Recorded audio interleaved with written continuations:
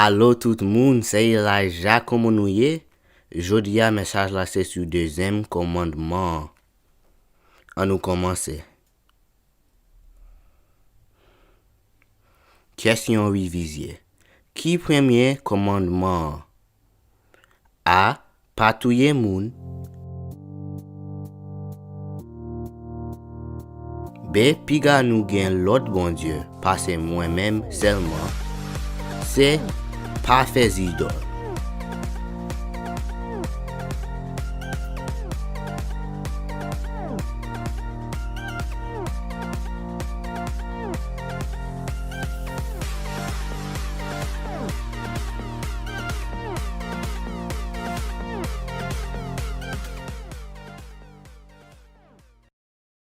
Réponse correcte. B. Piga nous gen l'autre bon Dieu, parce moi-même seulement. Qui le bon Dieu te bail 10 commandements yo?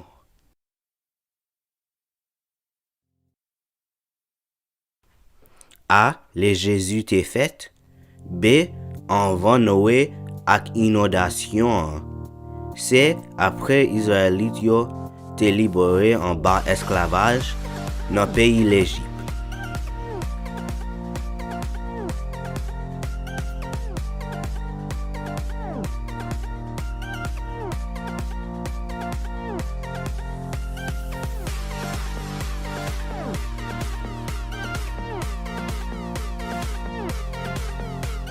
Réponse correcte c'est après Israélite yo te libéré en bas esclavage dans pays l'Égypte.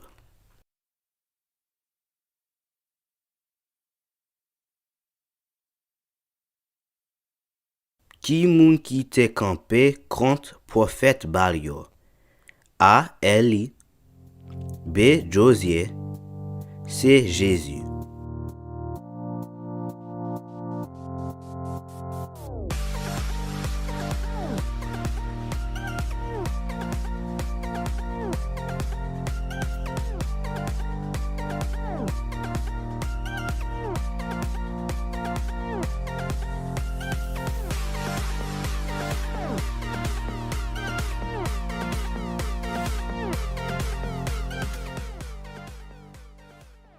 Réponse correcte.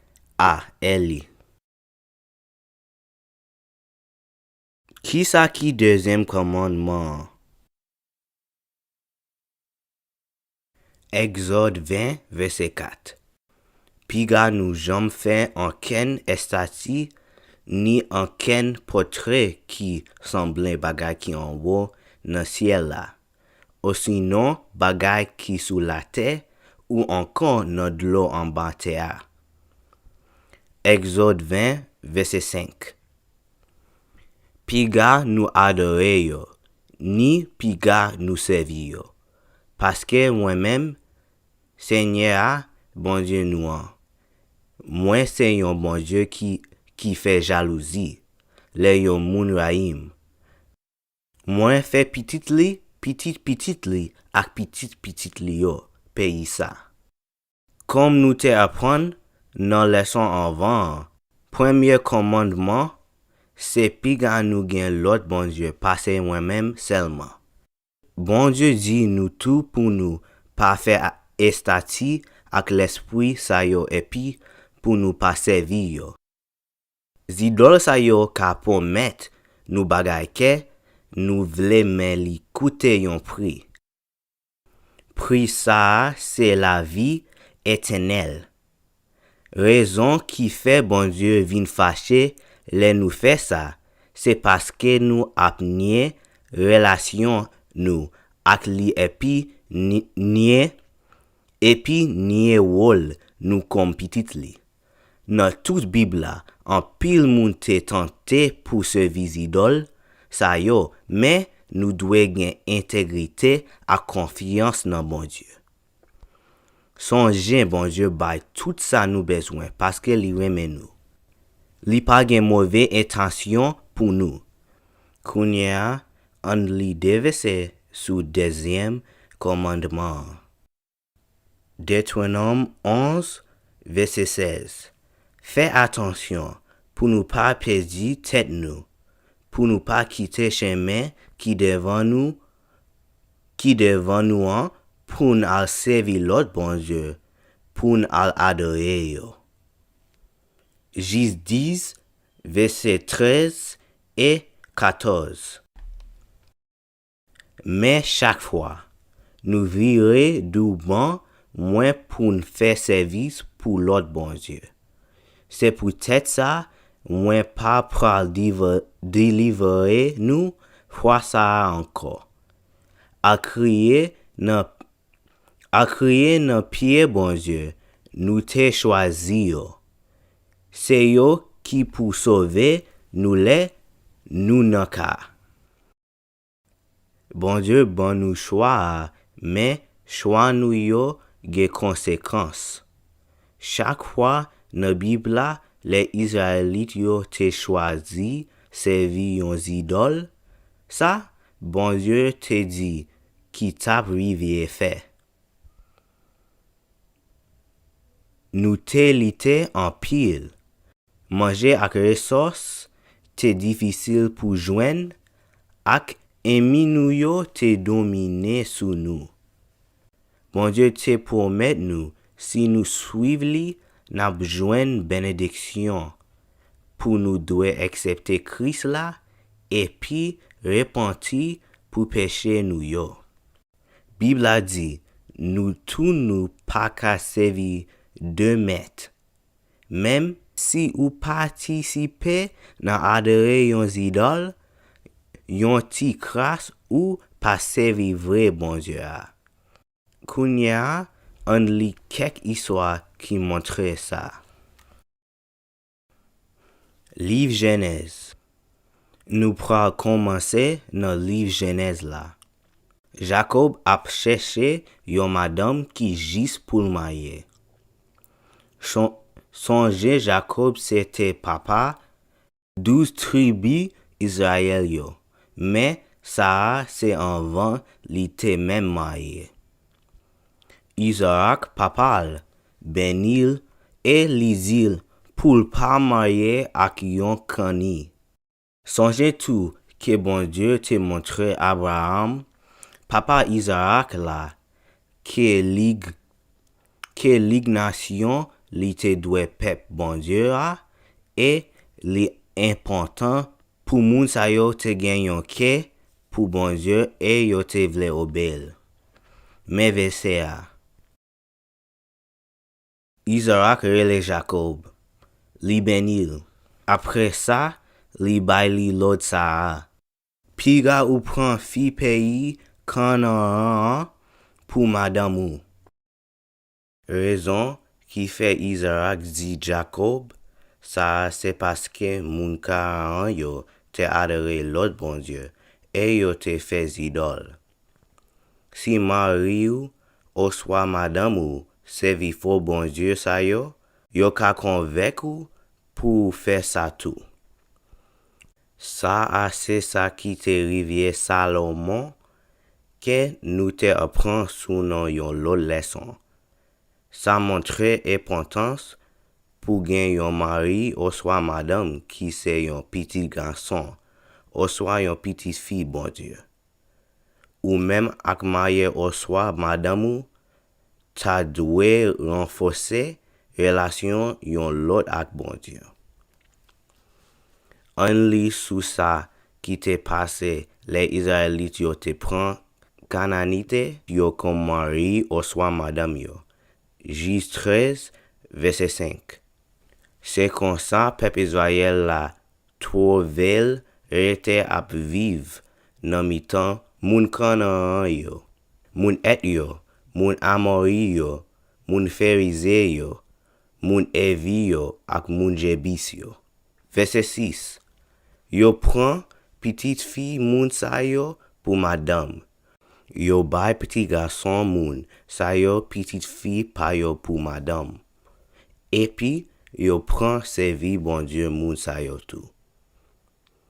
Moun peuple Israël yo tanmen fait bagay qui te mal nan je Seigneur. Yo blié Seigneur, bon Dieu yo a. Yo prend fait service pour ba yo ak Eshera yo. men yo femme Kanaan ak 2 femmes Israélites. Ouè peuple Israël la belle, bon Dieu créé nous ak belle peau, cheveux, et li fait nous tout ak l'amour. Li te créé nous tout pour nous gen beauté spirituelle tout. Li important pour connaître ça et puis pas quitter personne dit ou autrement. Isaac te vle pour Jacob marié ak femme hébreu qui juste pour yo te capable commencer nation Israël là. Qui objectif bon Dieu gagne pour la vie ou? Est-ce que choix ou yo reflète ça? Ça c'est mentalité nous besoin gagner. Livre Juge. Kounya nous parlions histoire dans livre Juge yo. Livre Juge là commençait après Moïse te mouri et Josué élève Lia vin fin vie grand moun et li mouri tout. Après Josué, Israël te tombé dans idolâtrie et yo adoré Baal ak l'autre faux bon Dieu. Bon Dieu toujours mette juge en place pour mener peuple Israël là tourner vin joindre li, mais yo pas t'koute. Yo te fait tête dit et puis yo toujours pas t'koute même. Si yo t'a perdu bataille yo contre ennemi yo. Juge 2 verset 16. C'est le ça Seigneur a voyé by peuple Israël la quelques chefs. Voyant garçon qui te délivré yo en bas mais assassin yo. Mais même chef sa yo pas t'koute yo viré d'ou bas Seigneur. Yal dernier l'autre bon Dieu. Yo fait service pour yo. Yo te toujours pressé qui te chemin droit côté ancêtre yo. Tap marché là, yo tap suivre l'autre Seigneur. Yo pas t'koute l'autre Seigneur. Ça te rivière en pile fois. Peuple Israël là te essayé continuer vivre tant que normal mais yo te continué adorer faire faux idoles. Ça pas jamais marché parce que nous te fait pour adorer bon Dieu. Après peuple Israël là te péché et yo te adoré faux bon Dieu yo. Madianite yo t'a maltraité yo et bon Dieu te choisi yon homme yo te relé Gédéon pour sauver Israélite yo. Juge 6 verset 12. Ange Seigneur paraît devant li dit comme ça. Bonjour, vaillant soldat, Seigneur avec vous. Gédéon répond li. Adieu, messieurs, si Seigneur avec nous vrai, moye dim pour qui ça tout bagay sa yo rivière nous. Côté toute belle bagay ancêtre nous yo te raconté nous. Seigneur te confait. Jean, c'est lui-même qui te fait nous sortir quitter pays l'Égypte. Mais kouya, Seigneur a lagé nous. Li quitte moun Madian, yo fait ça yo vle ak nous. Encore, nous ici là, si nous ak bon Dieu, nous pral béni. Protéger, et puis yo pral réussi, mais si c'est pas ça nous, pas gain aucun pouvoir. Laissa Seigneur a bail Gédéon l'autre ça. Li dit, allez non, avec force courage ou gagnant. Wa délivrer peuple Israël là, en bas, même moun pays Madian yo. C'est moi-même qui voyais ou. Gédéon répondit, t'en prie, maître, avec qui ça moi pral délivrer peuple Israël là. Famille moi, c'est li qui gen pi petit moun nan branche famille Manasseh a. Les fini, moi-même, peut-être pam, c'est moi-même qui pi petit la kay papam. Seigneur a dit, ou ka fel parce que m'a campé là avec ou. Ou pral kraser moun madian yo tankou si c'était yon sel moun yo teye. Même les majorité moun yo ap adore faux idol ak fait péché ou ka yon oswa kek moun ki bon Dieu ka utiliser pour sauver majorité a. Le yo même se yon sel moun ki jis, yo kampe tankou yon lumière puissant nan yon chambre noire ak lumière sa ka mene nan repentance nan pile moun. Au commencement, Gédéon te yon ti kras, hésité et puis le te mande bon Dieu yon si. Le sa bon Dieu fait si là pour renforcer la foi Gédéon et puis bon Dieu te dit pour craser idoles papales. Gédéon te fait ça nan mi-temps l'an 8 lan parce que li te paix pour moun ki nan ville li a ta fâché pour tête ça. Nan demain matin, moun ki nan ville la te fâché parce que Gédéon te descend l'hôtel là et puis yo te mandé papal pour prendre petit garçon pour yo ka touye. Joas, papa Gédéon, te dit si bal c'est un bon Dieu réel, li pral agi pour tête li et peuple la pas besoin agi pour li. Après ça, Gédéon toujours pas certain que bon Dieu t'a servi ak li pour sauver peuple Israël là. Qui donc li te mandé yon lot si et puis bon Dieu te montrel. Après si, bon Dieu te montre Gédéon, li te paré pour accomplir objectif li. Li te rassemble la main li, à main avant bataille, bon Dieu te dit pour réduire quantité la main li a pour les yo gagner tout moun ap connaît c'est bon Dieu qui te goumé pour yo. C'est pas moun. Numéro 1 la main a te coupé à 300. Ça a c'est yon ti quantité. Comparé ak gros l'autre la main a les Gédéon te entré dans bataille.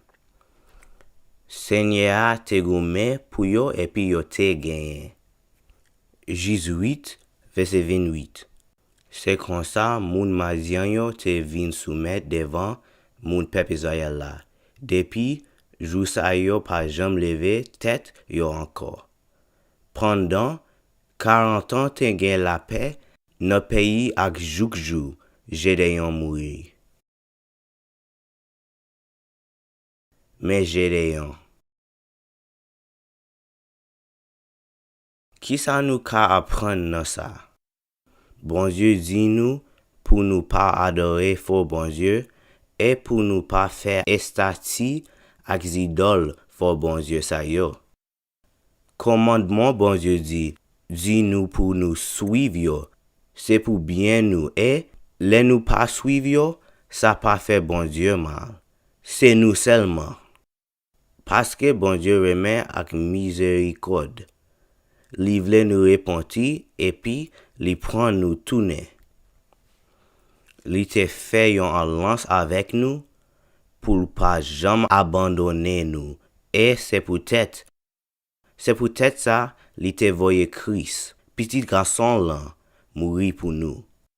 Et puis nous en tant que peuple te d'accord ak alliance ça tourner dans le livre des Deutéronome là. Deutéronome 5 verset 29. Moi ta reme yo toujours gen bon gens sentiment nan ke yo pou yo ka gen créatif pour moi. Pour yo kembe l'od moi yo. Pour yo ka vive ak ke content pour tout temps. Ni yo ni petit yo pour tout temps. Dans le livre Jis, yo te utilisé Gédéon pour débarrasser des idolâtries en Israël pour peuple Israël là te libérer en bas esclavage. Même Jean en tout, bon Dieu qu'a servi ak ou le gen méchanceté ka passe, ou pas besoin paix, et puis pare pour bon Dieu servi ak ou pour kemben parole li. Bon Dieu béni ou.